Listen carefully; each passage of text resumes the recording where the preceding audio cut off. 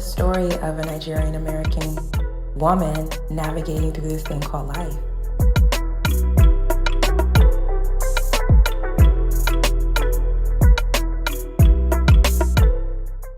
We good? Excellent. Let's do it. All right. Welcome to another episode of the Unmet Expectation podcast. We're back at it again with one of my favorite people in the world. Oh, favorite. I don't do that. My favorite people gonna see this and get jealous, y'all. Sorry. My friend of over 20 years. My Guyanese Wagwan. Yeah, he's in the building. Colin is in the building, man. An amazing man. Someone I have so much respect for. An amazing husband. An amazing father. An entrepreneur. God-fearing. The list is endless when it comes to this man right here. So to the left of me, we have Colin in the building. What's up, Colin? Thank you for having me on the Unmet Expectation show. I feel honored to be one of the few to get asked to come on here and just kind of converse with you and chop it up, because I think what you're doing, a lot of people would resonate with them. So proud of you. I've seen this happen from the inception, you know what I mean? So I think it's good and all the best. Oh, thanks, Colin. That means a lot. I'm so grateful because even the inception of the name, that comes from being at your house, kicking it with you and your wife and your kids, and actually having like a life coach session with someone. We'll get into that later, but yeah, this is definitely something we've seen coming, and I'm so grateful that you're here for the second round. So what I like to do is kind of do a mood check. So we're going to talk about the space you're in. What kind of mood are you in today? Man, I may keep it all the way 100. I feel I'm definitely at a 10. Just because, man, it's been a hard week for me last week just because of the time zone change. Yeah.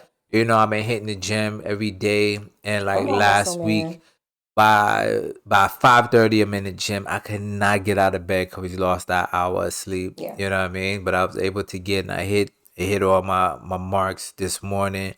So in the gym, you know what I mean? Kids off to school or what have you.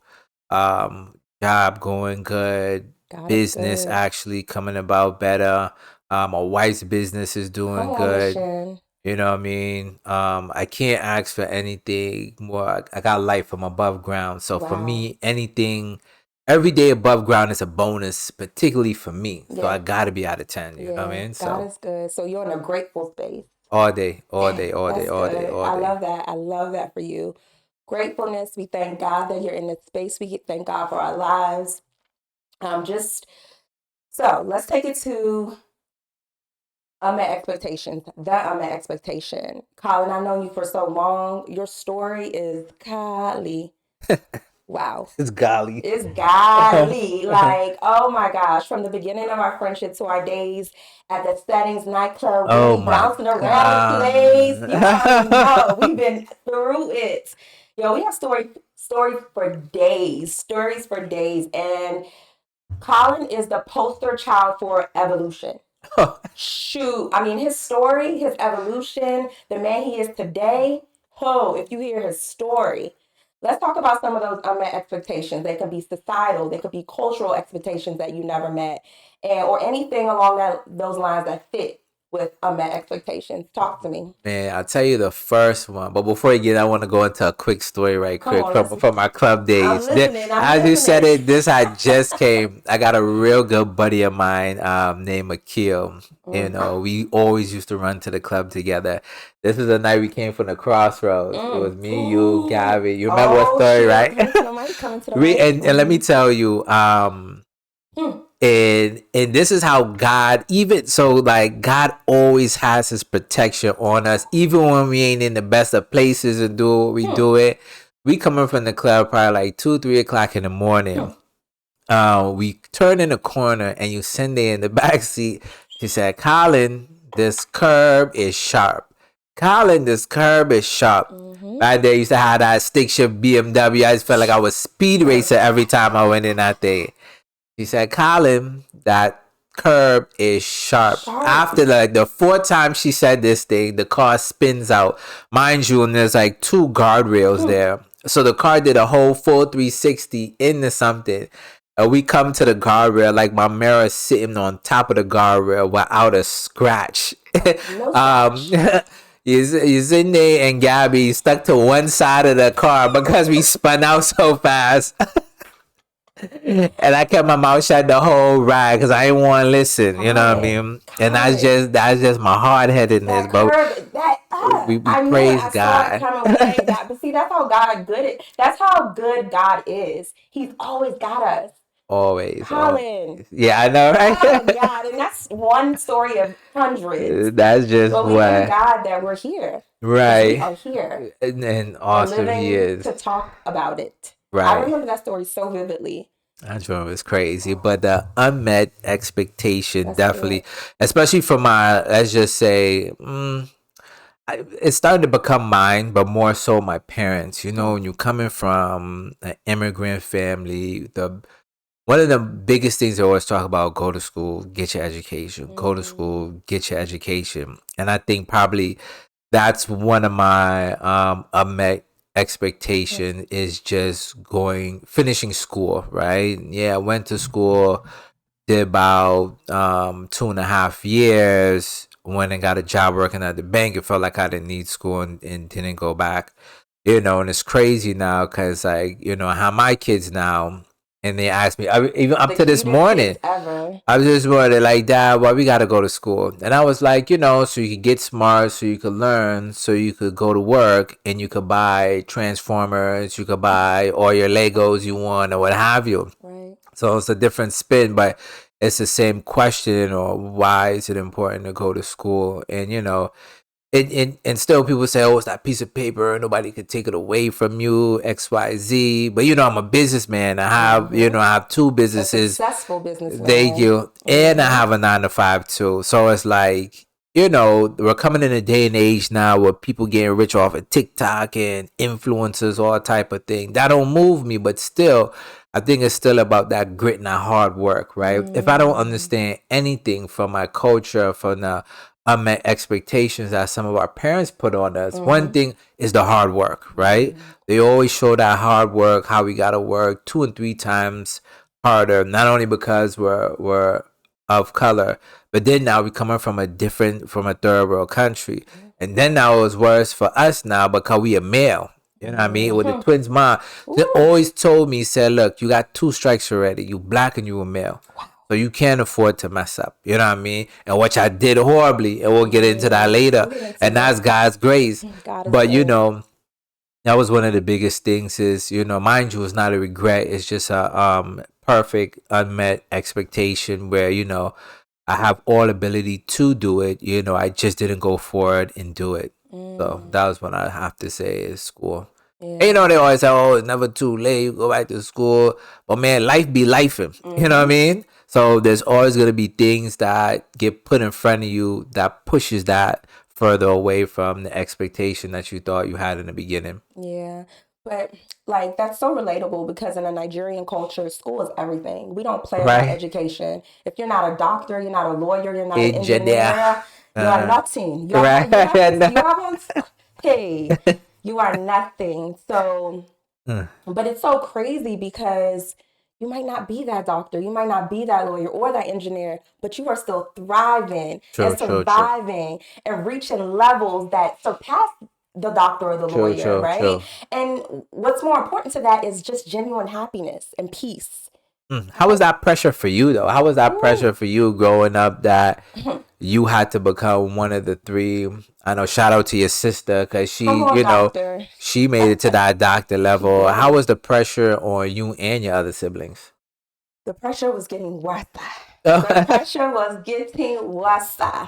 Um, yeah, I mean, shoot, that's a whole nother episode on its own, right? Because we could talk about sibling comparison. We can talk That'd be a good one. about, yeah, That's we a could good talk one. about being the middle child because I am the middle child and how that kind of impacted my life and my decisions. We can talk about mostly sibling comparison. There's a lot of that. Like, you know, your sister could do it, so you can do it. That's kind of their mindset. But it's Wow. just like, if that's not the path, if that's not the blueprint God has for you, that's okay too. True. Because the ultimate goal, like I said, is we could still thrive and survive and still be at peace and still be happy, not being that doctor, not being that lawyer, not being that engineer. Those are all great, amazing things. Don't get me wrong. Like, I would love to have a child that's a doctor, lawyer, or engineer. And by God's grace, someday that will happen. But just because you're not those things, or if you don't go into those career fields, God still got you. And your life could still be as amazing and fulfilling as a doctor or lawyer. True.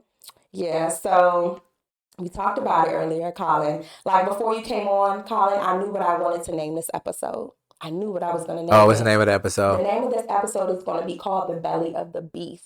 Belly of the Beast. Ooh. The belly. Why of is the it the belly of the beast? beast? Because, like I said, I've known you for 20 years now. Your evolution, your stories, where you found your place, yourself in different parts of your life and different times of your life. But God has always seen you through. True. You know, God loves Colin so much. Man, don't single me out. Let me tell you something. Man, but you have a special place in his heart. Yeah, and I think, everybody who watching and listening to, the same thing goes for you. And I think that was a difference, the turning table in my life, right? Is how I realized. Backstory: I grew up in the church, like many of us, right? We know of God. Parents always dragging us to church. Well, my story is a little bit different. I didn't really grow up in the church with my mom. But church was around. It's around. Yeah. We would go once in a while, but my relationship with God, it's a little. It wasn't church every Sunday. For Okay. Well, yeah. Well, that's another episode. But yeah. And it's just that he's around you or what have you. You know what I mean? And you see your parents pray to him or what have you. But I think the evolution for me really changed was that the love, right? So imagine you have somebody, and we don't carry the same grace that we have for one another, for other people, just as humans, right? Imagine where you can like turn your back on somebody, spit in their face, disobey, disregard them in probably every single manner, and acknowledge them every now and then when you get a handout, and the person still love you. I don't think I've never seen this amongst people, right? Maybe like a Gandhi or whatever. But you know what I'm saying? You don't really witness that in the situation that I was in, many of situations before, and some of the stories that we have where God always had his hand over us, is that you can do all this and still be shown love. And still be saying, look, I love you, I care for you, I want all the best for you. You know what I mean? Yeah. And the thing about it, the same how the parents, it's never too late to go to school. It's never too late to turn to God. You know what I mean? It's never too late to give your life to Christ. It's never too late to get this abundance, y'all. I'm living in my abundance. You feel me? I'm living my best life. Yes, you know what I mean? So, of course, there's always going to be hiccups along the way. But I think the shift was like love. Being loved by somebody that you can't even feel, can't touch at night or what have you. That's what really turned it around for me. Wow, that's unmatched. Unmatched. I mean, a lot of the times we find ourselves in situations where it's just like, it's only God. Like, we talked about that curb incident. We talked about, and that's just one of many. Right, the curb. Yeah, so like I said, belly of the beast.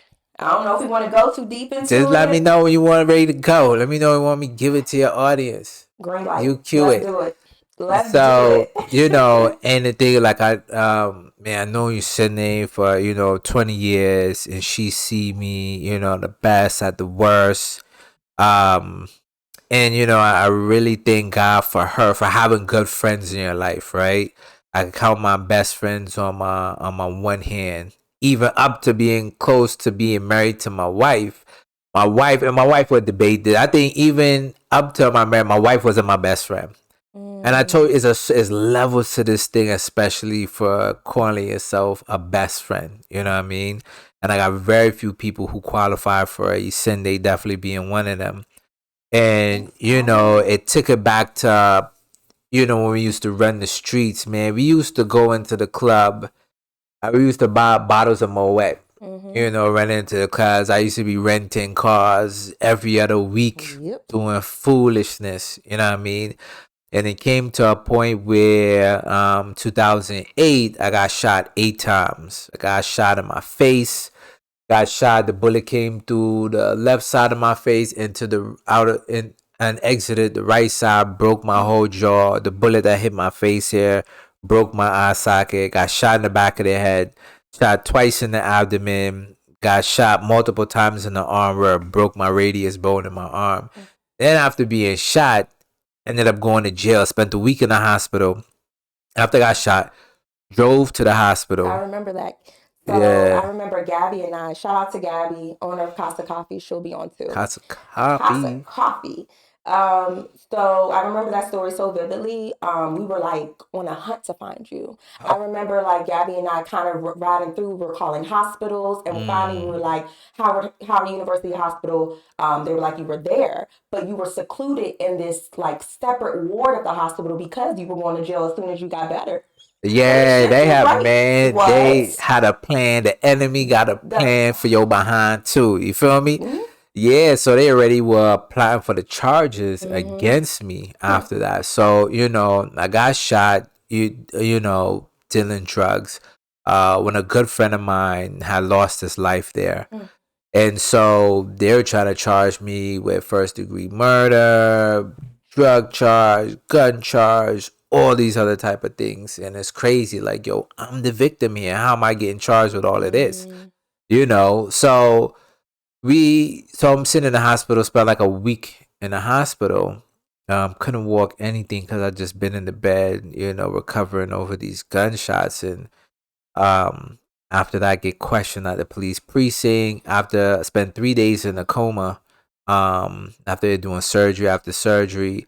Then after that, it shipped me straight to jail. Mind you, the bullet that came through my jaw, shattered the jaw. I had to get my mouth wired shut.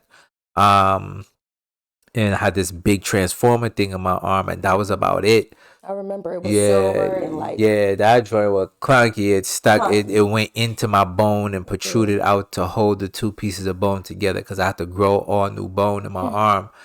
And they shipped me off to jail like that. So got sent to DC jail and spent about 40 days there. When I tell you transformation. Don't let that brick wall hit you. If anything to take away from this story, man, see the signs, right? There are certain things that people are involved with, certain people who you're involved with, certain things that you're doing, that there's red flags. And like God will put a stop to some of it, and sometimes we continue to push through it, right? Or some it just doesn't it doesn't appeal to us just because we're so distant from the truth, right? That we just form our own truth and want to do what we want to do. Be careful of the signs. I mean, people ask me like, damn, you didn't hear anything when you were driving? Was there anything, or, you know, that kind of triggered you? And I said no, because at that point I had stepped away so far from God that there was no coming back. He told me over and over again in certain instances, and I just failed to just acknowledge it at all. Yeah, sometimes you have to go through that storm to get to the end of it. You have to weather the storm because that is a part of your growth. That's a part of your journey. That's why you're sitting here today. Like, God makes no mistakes. Everything you went through, it's built character. It's built an amazing, respectful man, and God doesn't make any mistakes. I mean, I think evolution is an understatement. Transformation. There you go. Wow. It's made in because they got a verse in the Bible say you be made a new creature, and I think that's definitely what I became. Because remember, I used to go up to New York like every weekend. And we used to gamble so hard. We talking about like $20,000-$30,000 used to gamble. Come back down with enough to pay for toll because we lost all our money. And gambling was an addiction for me, like a hard body addiction. And to come out of that situation and to walk around the casino, what have you, and not have the urge to gamble is honestly a blessing. Just the whoremongering. Oh man, let me tell you something. I don't know what to call that. Unexpected expectation. The unmet expectation, just because I spent so much time trampling hearts, you know what I mean, with just not considering women's feeling. Forget about people's feelings. You know what I mean? Yeah. Especially when you just in that type of settings where you're dealing with a drug, your heart really comes callous, right? Yeah. I mean, mind you, I got set up that day I got shot. In back of my mind, actually, the front, back, side, the side of my mind wasn't, oh, thank God I'm alive. It's, oh, I need to get revenge. You know what I mean? That was my mindset still. Wow. Not until I got shipped off to jail, and I'm sitting in the jail cell, and like it's super hot, and so I'm peeling off these scabs off of my head, off of my arm, off of my midsection, and seeing how big these scabs were, like the size of a 50-cent piece. I was peeling off of my skin, and I didn't know how bad I was shot. Mind you, in the jail there in DC jail, my view of the outside was just cemetery. So anytime I looked out the window, it was just cemetery. So it was a reminder every single day, this is where you could end up, right? And that's where the shift started happening, where God told me, and I heard this thing clearly. He said, look, if you want to come out of here, you need to forgive everybody. You need to forgive the people who shot you. Mm-hmm. You need to forgive the people who ever took money from you. Mm-hmm. You need to forgive every single person. And that's when the true reckoning happening. And I kind of came to terms with God, because my lawyer was telling me, look, you about to do a bit about 35 years. You know what I mean? You can eat that, and then you'll be out by your 50. I can't see no way around it. This is your paid lawyer telling you this. Years. Right? And at this point in my head, I was like, look, God, I didn't do this. And if I do have to serve life behind bars, I'm going to do it serving you. Because you see stories all the time. Either people get falsely accused spending this time, or you see people getting shot one time and dying. So right? That's your heart. That's you even have a ministry. You go to the jails and you. Oh man, 8 years prison ministry out here in Baltimore, Jessup, Clarksburg, and Heron. So that's mandatory for me, right? Oh wow. I think that was that. So that right there, that was birthed in my heart from since I had left. It took me 8 years to get into the prison to do ministry, just because God still had to do some work with me still. And that's where I had a chance to minister, bring Christian artists to come and rap for them and what have you, for men and women. And God told me, like, this is mandatory for me. One thing people kind of struggle with is like, what's my purpose in life or what have you? If you don't know what your purpose is to serve. Period, right? It's for you to figure out which dimension you need to serve in. I knew I need to serve this population of men and women who are incarcerated. Crazy thing about it, one story in there, I went to Clarksburg to minister, and there was a guy who kept on looking at me. He's like me mugging me the whole time. Comes up to me and he's like, yo, I know you. I was like, bro, you don't know me. He was like, yo, I was locked up with you when you were in DC. He said, oh, I know you. Yeah, and it was crazy. And one thing he remembered from me, my aunt came from Delaware and dropped off a Bible to me in jail. And I read that thing every single day. This is the first time I read the Bible, not like a textbook, actually like the word. Wow. And this guy used to walk past my cell and said, man, you always got that sword in your hand, bro. You always got this book in your hand. He said, that's what I remember for you.